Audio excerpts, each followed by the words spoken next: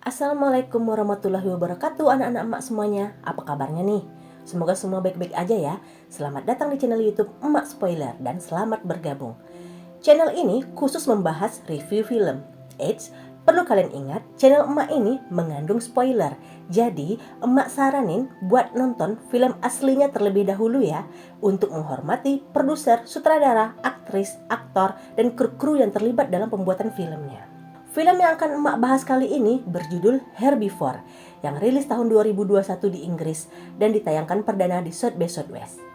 Herbivore adalah film thriller psikologis yang disutradarai oleh Stacey Gretsch dalam debut penyutradaraannya. Diperankan oleh Andrea Riseborough, Martin McCann, John O'Neill, Eileen Ho-jin, Lewis, dan Naeem Dornan. Film ini mendapatkan rating 5,7 di IMDb. Film ini bercerita tentang seorang ibu yang memiliki tetangga baru, yang mana anak dari tetangga baru itu memiliki sifat dan sikap sama seperti mendiang anak si ibu tersebut. Benarkah anak itu adalah reinkarnasi dari anak si ibu? Oke, daripada emak bacot mulu nih, langsung aja deh ke inti ceritanya. Check it out!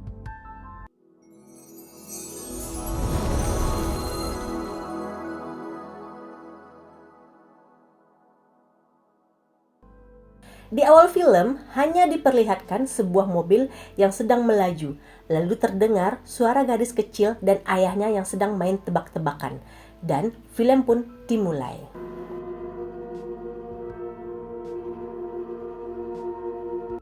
Film diawali dengan seorang wanita parubaya yang bernama Laura. Ia sedang membersihkan halaman rumahnya. Lalu datang sebuah keluarga yang baru pindah ke sebelah rumahnya. Keluarga baru tersebut memiliki seorang anak berusia 10 tahun. Anak itu pun datang mendekati Laura dan mengenalkan dirinya sebagai Megan. Dari sini terlihat kalau Megan ini anak yang cerdas, karena dia selalu ingin tahu dan banyak bertanya tentang kondisi di sekitar kepada Laura. Ternyata suami Laura dari tadi memperhatikan mereka dari jendela. Laura sedang menjemput anaknya yang bernama Tex pulang sekolah. Dari jauh, dia melihat Megan sendirian menunggu ibunya menjemput. Laura pun mendekati Megan dan menawarkan diri untuk menemaninya hingga ibunya datang. Tapi Megan memohon untuk diberi tumpangan saja, karena dia terlalu kedinginan untuk menunggu ibunya. Sepertinya Tek kurang menyukai Megan, sehingga ia menyuruh Megan untuk melapor saja kepada guru daripada harus menumpang di mobilnya. Laura yang kasihan akhirnya memberi tumpangan kepada Megan. Saat melintasi pemakaman, Megan pun bertanya kepada Laura, "Apakah kamu ingat di sana?" Laura hanya diam keheranan. Ternyata Laura memiliki gadis kecil yang telah tiada bernama Josie. Tiap hari, Laura pergi ke pemakaman untuk mengganti bunga di makam Josie. Lalu ia pergi ke pusat kebugaran untuk menenangkan pikirannya. Itu selalu dilakukannya. Esoknya, saat menjemput Tek, Laura menyapa Megan dan mengundangnya untuk makan malam di rumahnya. Saat makan malam, terlihat Tek yang bete dengan kehadiran Megan. Lalu, tiba-tiba Megan meminta Laura untuk membuatkan gambar wajah di rotinya. Laura pun agak kaget, karena itu sama seperti permintaan mendiang putrinya semasa hidup. Seperti luka lama yang digores kembali, Laura pun seketika ingat tentang putrinya saat dia memakaikan bando favorit putrinya di atas rambutnya. Laura menyapa ibu Megan yang bernama Mary yang baru pulang dari pasar. Mary menyampaikan kalau Tek cerita kepada Megan tentang pembatalan minum teh di rumah Laura.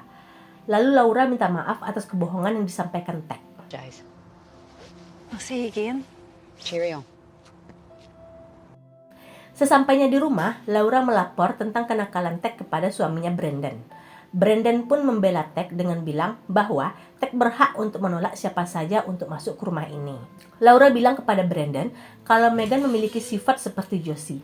Saat lewat pemakaman, Megan mengingatkan Laura soal makam. Laura sekeluarga pergi belanja bulanan ke supermarket terdekat. Di sana ia melihat Megan. Laura pun tersenyum lalu mendekati Megan. Mary yang melihat keakraban Laura dan Megan, ia pun datang menghampiri.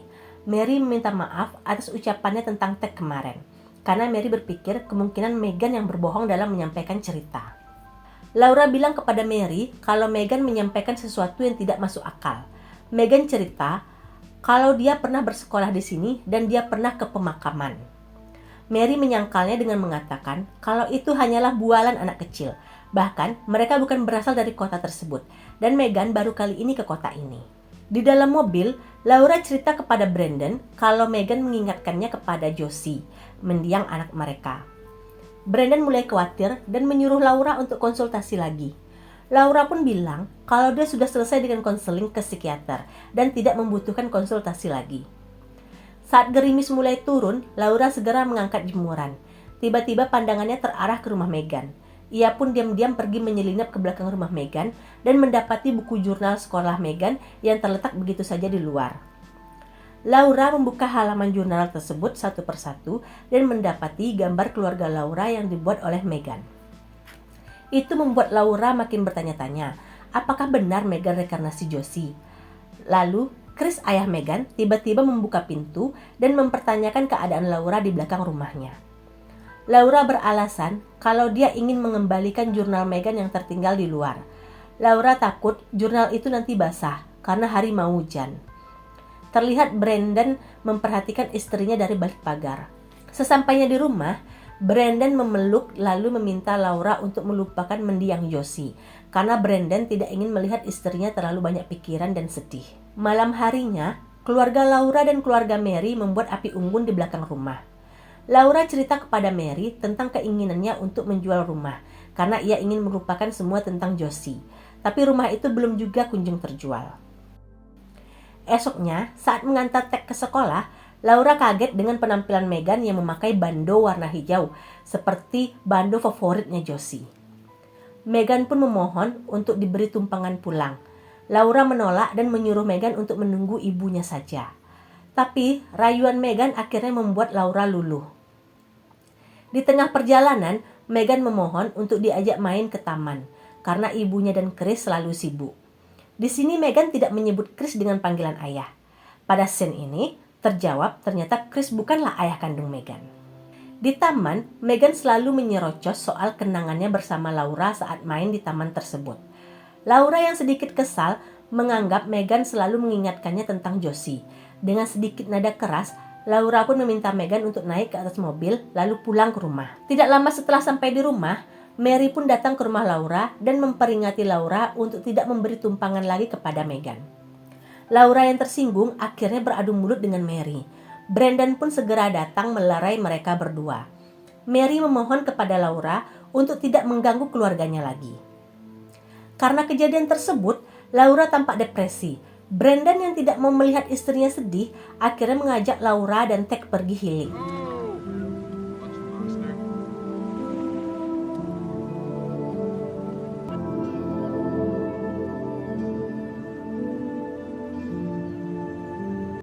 Malamnya, saat lagi scroll-scroll foto liburan mereka, Laura kaget melihat isi galeri HP-nya penuh dengan foto Megan. Pikirannya pun mulai terganggu, seolah-olah bayangan Megan ada di mana-mana. Brandon mendapatkan tugas dari kantornya untuk memberi edukasi kepada anak-anak sekolah tentang tingginya tingkat kejahatan di kota tersebut. Kalau kalian bertanya sama emak, Brandon ini apa sih pekerjaannya? Emak juga nggak tahu ya pekerjaan Brandon ini apa, karena di sini nggak dijelasin sih, tapi sepertinya ada hubungannya dengan kepolisian. Setelah mengantarkan suaminya ke sekolah, Laura menghampiri Megan yang mau masuk sekolah dan mengajaknya pergi sebentar. Ted kesal dengan perlakuan ibunya yang selalu membawa Megan masuk ke mobil. Di sekolah, Brandon melihat Mary datang membawa bekal makan siang Megan yang tertinggal di rumah. Lalu scene berpindah yang memperlihatkan gantungan tas dengan nama Megan yang telah dicoret dan diganti dengan nama Josie. Brandon pun berusaha memanggil Mary, tapi Mary seperti ketakutan dan berkata, "Maaf Brandy, ini adalah kesalahan." Lalu Mary pun pergi. Laura mengajak Megan ke tempat yang sering dilalui Josie dahulu. Laura bertanya kepada Megan tentang tempat tersebut. Anehnya, Megan mengetahui semuanya. Shut up, okay? Shut up! Malamnya, Laura cerita kepada Brandon tentang reinkarnasi mendiang anaknya Josie. Brandon muak mendengarnya dan memikirkan cara agar keluarga Mary bisa pindah dari rumah tersebut. We both miss Josie. We all miss Josie. But Megan is not Josie, alright? Ted tidak tahan mendengar orang tuanya bertengkar. Lalu dia memecahkan pintu rumah Mary dan menyerang Megan. Chris mengusir Ted dan terjadi perdebatan antara dua keluarga tersebut. Chris meminta Laura untuk menjauhi Megan agar hal seperti ini tidak terjadi lagi. Laura pun bergumam, "Kau tidak bisa menghentikanku." She won't let me.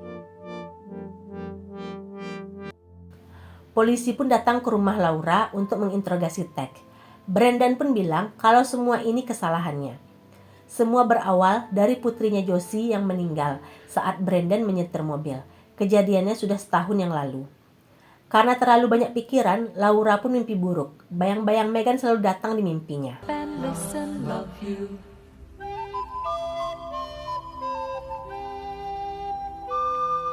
Like a circus clown, what a way you're so candy, lollipops, popsicles, licorice sticks, Solomon, Grundy, Raggedy Andy, Tweedledum and Tweedledee, home free. Esoknya, Brandon meminta izin untuk pergi ke rumah ibunya beberapa hari karena ada urusan. Brandon ingin mengajak anak dan istrinya, tapi sayang, Tek belum mendapatkan libur sekolah. Tiba-tiba ada yang melempar surat warna merah dari balik pintu. Tek langsung memungut. Setelah melihat isinya, Tek berkata kepada Laura kalau dia ingin segera bertemu ayahnya. Laura bilang kalau Tek bisa bertemu ayahnya di saat weekend. Tek kesal dan langsung lari ke kamarnya. Laura yang sedang membersihkan kamar Tek melihat kotak yang berisi kenangan Josie di dalam laci pakaian Tek. Secara tidak sengaja, Laura melihat amplop berwarna merah yang bertuliskan Brandon dan Laura. Laura yang merasa kalau surat itu ditujukan untuk dirinya, lalu ia membuka amplop tersebut. Ternyata ada surat dari Megan yang ingin menjadi temannya Laura. Di balik surat tersebut ada foto. Setelah melihat foto itu, Laura pun pergi. Di scene lain, tampak Megan yang duduk sendirian di suatu ruangan dengan memegang kertas yang bertuliskan "It's my birthday". Sepertinya dia sedang menunggu seseorang. Tak lama kemudian, Brandon datang menghampiri Megan dan menanyakan dari mana Megan mendapatkan nomor HP-nya. Dan dengan sedikit emosi, Brandon menyuruh Megan berhenti berpura-pura menjadi Josie. Megan pun menjelaskan kalau dia melakukan ini semua agar Laura bahagia. Apalagi, Brandon mempunyai keluarga yang indah. Lalu scene berpindah dengan Tek yang menyadari bahwa ibunya Laura telah melihat foto dan surat yang dikirimkan Megan. Tek pun berlari menemui Chris lalu menunjukkan foto tersebut yang ternyata foto itu adalah foto Brandon dan Mary sewaktu muda. Chris panik lalu mempertanyakan keadaan Laura kepada Tek. Pindah ke scene lain, Megan pun menunjukkan foto Brandon dan Mary yang ditemukannya di rumah. Nah, ini plot twistnya. Megan berkata, "Laura bukan ibuku, tapi kau ayahku." Laura's not my mommy. But you're my daddy, aren't you? What?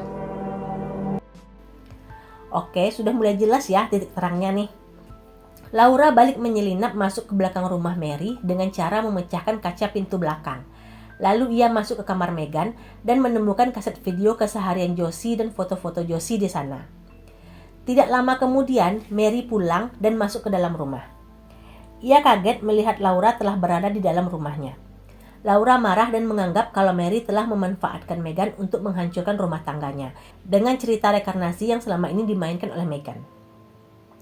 Mary menceritakan kalau saat bertemu Brandon, ia masih berusia 20 tahun dan belum tahu apa-apa saat Megan lahir. Ia pindah ke sini hanya kebetulan dan ia menceritakan semuanya kepada Megan agar Megan tahu siapa ayahnya. Adu mulut antara Mary dan Laura makin menjadi. Laura sedang mencekik leher Mary saat Chris, Tek, Brandon, dan Megan datang. Karena naluri seorang anak, Megan langsung berlari ke rumahnya dan langsung memeluk ibunya yang sedang dicekik Laura. Mary meraih pecahan kaca dan langsung menusuk perut Laura.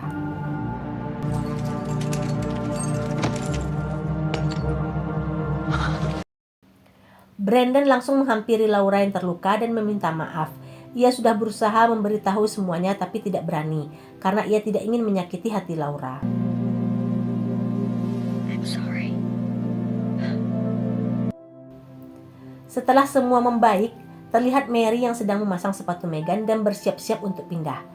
Sementara, Laura kembali ke rutinitas biasanya. Pergi ke pemakaman Josie dan mengganti bunga di makam Josie. Dan film pun the end. Oke, mungkin ada sebagian anak-anak emak yang belum mengerti. Tenang aja, emak akan menjelaskan secara detail. Saat Laura hamil Josie, Brandon selingkuh dengan Mary sampai Mary hamil dan melahirkan Megan. Setelah itu, Brandon meninggalkan Mary karena ia tidak ingin menyakiti hati Laura. Karena itu, Megan dan Josie umurnya hampir sama. Keluarga Mary kebetulan pindah ke sebelah rumah Laura. Setelah Mary tahu kalau suami Laura adalah Brandon, akhirnya Mary memberitahu Megan semuanya agar Megan tahu siapa ayah kandungnya. Melihat keluarga ayah kandungnya yang bahagia, Megan pun mencari cara agar bisa dekat dengan keluarga Brandon. Ia pun mengambil kesempatan dengan kematian Josie. Tadi di awal cerita udah Mak bilang kan kalau Megan ini anaknya cerdas, selalu ingin tahu apa yang terjadi. Jadi Megan mencari info tentang Josie dari teman-teman Josie di sekolah, dan Megan sampai nekat mencuri foto-foto dan kaset video keseharian Josie agar ia bisa mendalami karakter Josie dan membuat Laura beranggapan kalau Megan ini adalah rekarnasi Josie. Mary yang melihat Megan udah melangkah terlalu jauh berusaha menjauhkan Megan dari Laura karena Mary tidak ingin merusak kembali rumah tangga Laura. Begitu juga dengan Brandon yang takut kalau istrinya mengetahui perselingkuhannya dahulu. Makanya Brandon selalu memantau Laura setiap dia berbicara dengan keluarga Mary. Tapi entah apa yang ada di pikiran Megan, di saat ulang tahunnya ia malah membongkar semuanya. Mungkin tujuannya untuk menyadarkan Laura kalau ia sama seperti Josie, darah daging Brandon juga. Setelah tahu semuanya, Laura menganggap Mary yang memanfaatkan anaknya. Padahal Mary udah berusaha menjauhi Laura dari Megan. Tapi Laura tidak tahu betapa cerdasnya Megan ini memanipulasi keadaan. Oke, sekian dulu celoteh dari emak. Jika ada pendapat anak-anak emak yang lain, silahkan komen di bawah ya. See you, bye-bye. Wassalam.